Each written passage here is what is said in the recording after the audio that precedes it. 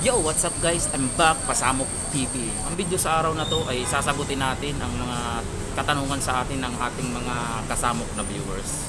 So bago ang lahat guys, intro muna tayo.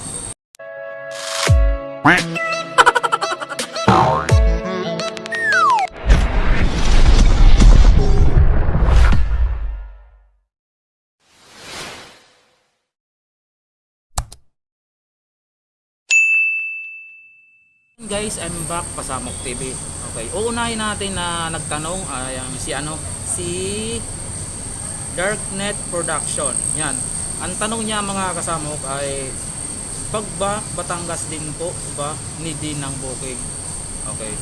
So, yun kasamok, pag Batangas ka, ang biyahe mo, pag biyahe mo ng Batangas, hindi naman kailangan ng booking. Hindi mo na kailangan ng booking kasi may bus nang naghihintay doon sa labas ng PITX terminal. Ang mangyayari niyan, pupunta ka ng stall kung saan ka uuwi na lugar sa Batangas, kukuha ka ng ticket. Ganun lang yung kadali. At susunod ko naman si Raymart Fernandez. Ang tanong niyo sa akin mga kasamok, paano pag hindi residents ng Bicol, anong mga requirement? So kasamok, ang requirements ay ganun pa rin. Kahit pag hindi ka residents ng Bicol o kaya may pupuntahan ka, nakapamilya mo doon, need mong tawagan yung pupuntahan mo at pakukunin mo ng acceptance letter at ibibigay sa barangay na papaalam na may uuwi silang kamag-anak. So pagdating mo sa PITX terminal, magbo-booking ka ng biyaheng Bicol, pero nakadepende sa iyo kung anong araw ka aalis. Tapos yung anti-G naman, i-schedule mo kung anong araw ka babiyahe. Halimbawa, babiyahe ka ng hindi mo na. Halimbawa, pumunta ka ng Lunes, tapos ang biyahe mo Miyerkules. Yung Miyerkules na yon, doon mo na i-schedule yung anti-G mo. Kasi pagkatapos ng anti-G mo, pag negative ka, diretso ka na biyahe nun. Pagkatapos ng antigen mo, diretso ka na biyahe nun. Tapos pag nakuha mo na yung result mo, babalik ka dun sa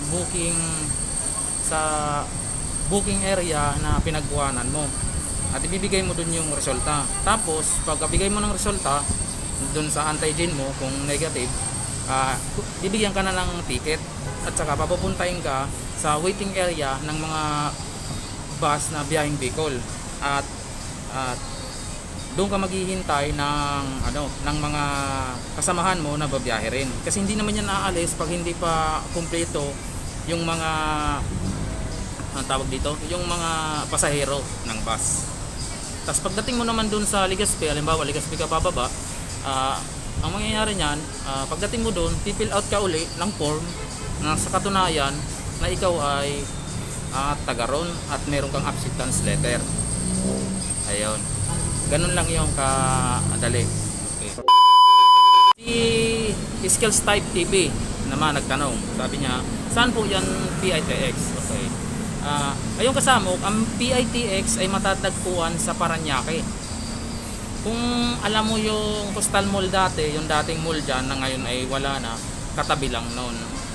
So kung hindi mo alam ang biyahe, halimbawa, galing ka ng Cubao.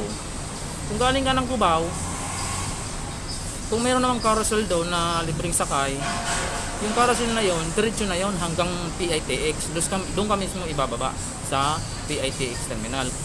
Pero kung doon ka naman sa Guadalupe o kaya Pasay, dadaan din yon. Ganon din ang sasakayin mo. Pero kung walang carousel na diretsong PITX, meron naman mga pwede ka naman mamasahe eh. Kasi sabi mo lang PITX, maraming bus naman yung mga pumupunta doon. Yung marami nang bus naman na mga nagbabiyahe papunta doon. So ayun,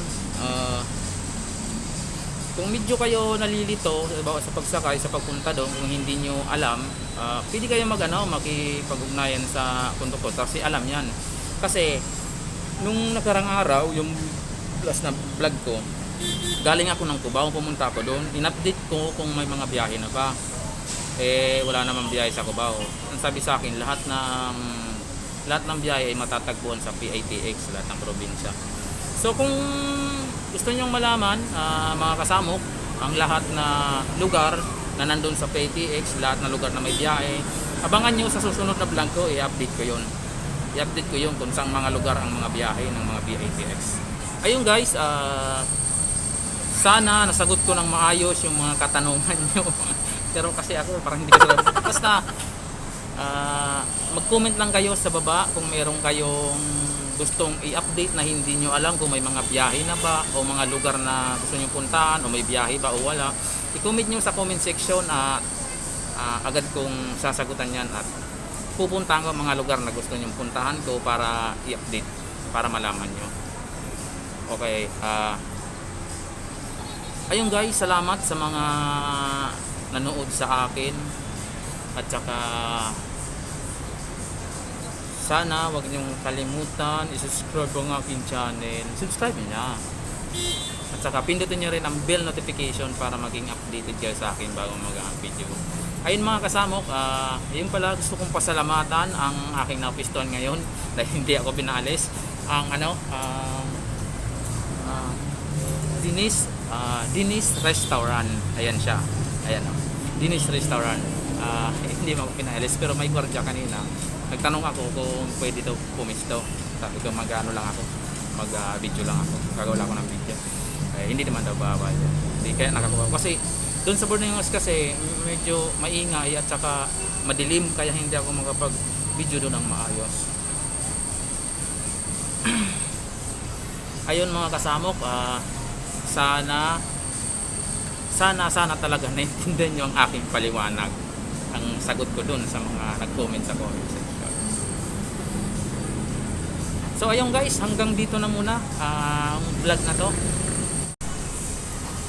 At sana naintindihan nyo ng maayos ang paliwanag ko, kahit ako hindi ko siguradong naintindihan nyo. Sabi nyo, ano ba naman itong vlogger na to, hindi marunong paliwanag. Sorry na.